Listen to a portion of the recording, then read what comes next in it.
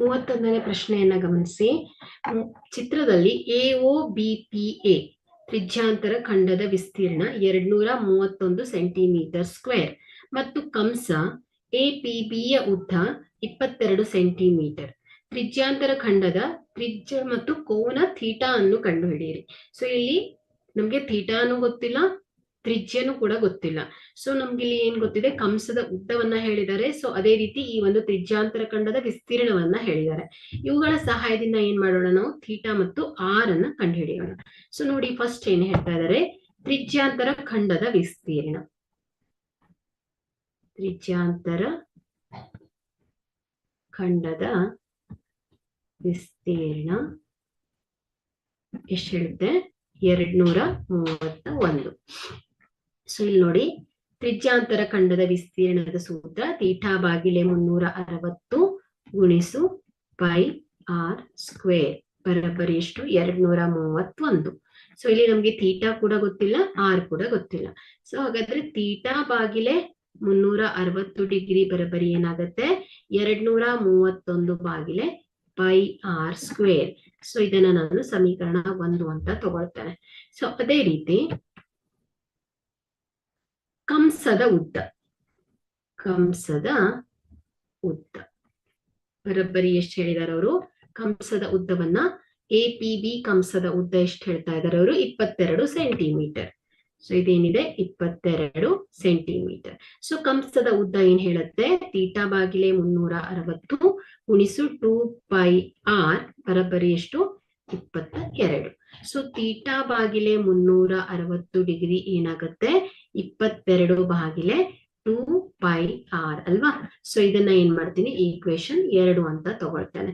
So ಹಾಗಾದ್ರೆ ಇಲ್ಲಿ ಸಮೀಕರಣ 1 ಮತ್ತು 2ರಿಂದ, ಸೊ ಸಮೀಕರಣ 1 ಮತ್ತು 2ರಿಂದ, ಸೊ ಇಲ್ಲೂ ಕೂಡ ಏನ್ ಬರ್ತಾ ಇದೆ, ಥೀಟಾ ಭಾಗಿಲೆ 360 ಡಿಗ್ರಿ ಬರೋಬ್ಬರಿ ಎಷ್ಟು ಬಂತು, 231 ಭಾಗಿಲೆ pi r square. So theta ಭಾಗಿಲೆ 360 ಬರೋಬ್ಬರಿ ಏನಾಯ್ತು, 22 ಭಾಗಿಲೆ 2 pi r. So equating 1 and 2. So ಏನ್ ಬರುತ್ತೆ, 231 ಭಾಗಿಲೆ ಪೈ ಆರ್ ಸ್ಕ್ವೇರ್ ಬರೋಬ್ಬರಿ 22 ಭಾಗಿಲೆ 2 ಪೈ ಆರ್ ಅಲ್ವಾ. ಸೊ ಇದೇನಾಗುತ್ತೆ ನೋಡಿ, 231 ಭಾಗಿಲೆ ರೈಟ್ ಸೈಡ್ ಅಲ್ಲಿರೋ ಅಂಶದ ಸಂಖ್ಯೆಗಳನ್ನ ಲೆಫ್ಟ್ ಸೈಡ್ ತಗೊಂಡಾಗ ಏನಾಗುತ್ತೆ, ಛೇದಕ್ಕೆ ಹೋಗುತ್ತೆ.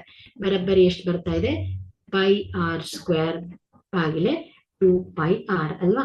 ಸೊ ನೋಡಿ ಇಲ್ಲಿ,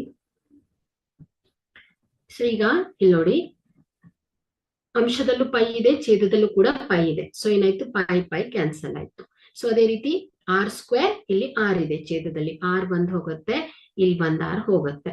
ಸೊ ಅದೇ ರೀತಿ 231 ಭಾಗಿಲೆ 22. ಸೊ ನೋಡಿ ಇಲ್ಲಿ 11 2 22, 11 2 22, ಒಂದ್ ಉಳಿಯುತ್ತೆ, 11 1 11 ಅಲ್ವಾ. ಸೊ ಹಾಗಾದ್ರೆ ಏನ್ ಬಂತಿಲ್ಲಿ, 21 ಭಾಗಿಲೆ 2 ಬರೋಬ್ಬರಿ 6 ಭಾಗಿಲೆ 2 ಬಂತು. ಸೊ ಅದೇ ರೀತಿ 21 ಭಾಗಿಲೆ 2. ಸೊ ಇದೇನಾಯ್ತು, 2ಅನ್ನ ಲೆಫ್ಟ್ ಸೈಡ್ ತಗೊಂಡು ಹೋದಾಗ ಅಂಶಕ್ಕೆ ಬರುತ್ತೆ, ಬರೋಬ್ಬರಿ ಎಷ್ಟಾಗತ್ತೆ, 6 ಆಗತ್ತೆ.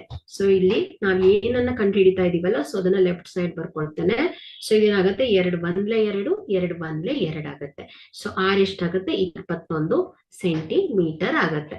ಸೊ ಇದೇನಾಯ್ತು, ಈ ಒಂದು ವೃತ್ತದ ತ್ರಿಜ್ಯ ಎಷ್ಟು ಬರ್ತದೆ, 21 ಸೆಂಟಿಮೀಟರ್ ಬರ್ತಾ ಇದೆ. ಸೊ ನಾವಿಲ್ಲಿ ಏನ್ ಮಾಡ್ಬೇಕೀಗ, ತ್ರಿಜ್ಯಾಂತರ ಖಂಡದ ತ್ರಿಜ್ಯವನ್ನ ಕಂಡುಹಿಡಿದ್ವಿ. ಸೊ ಈಗ ಕೋನ ಥೀಟಾವನ್ನ ಕಂಡುಹಿಡಿಬೇಕಲ್ವಾ. ಸೊ ಹಾಗಾದ್ರೆ ಇಲ್ಲಿ ನೋಡಿ, ಕಂಸದ ಉದ್ದ ಏನ್ ಹೇಳ್ತಾ ಇದೆ, ಥೀಟಾ ಭಾಗಿಲೆ 360 ಡಿಗ್ರಿ ಗುಣಿಸು 2 ಪೈ ಆರ್ ಅಲ್ವಾ. ಸೊ ಇದೆಷ್ಟು ಹೇಳುತ್ತೆ, 22 ಸೆಂಟಿಮೀಟರ್. ಸೊ ಇಲ್ಲಿ ನಮ್ಗೆ ಏನ್ ಬೇಕಾಗಿದೆ, ಥೀಟಾ ಬೇಕು ಅಲ್ವಾ. ಸೊ ಇಲ್ಲಿ ಆರ್ ಗೊತ್ತಾಗಿದೆ ನಮ್ಗೆ, ಎಷ್ಟು 21 ಸೆಂಟಿಮೀಟರ್ ಅಂತ ಬಂದಿದೆ. ಸೊ ಏನ್ ಮಾಡೋಣ, ನಾವಿಲ್ಲಿ ಸಬ್ಸ್ಟಿಟ್ಯೂಟ್ ಮಾಡೋಣ.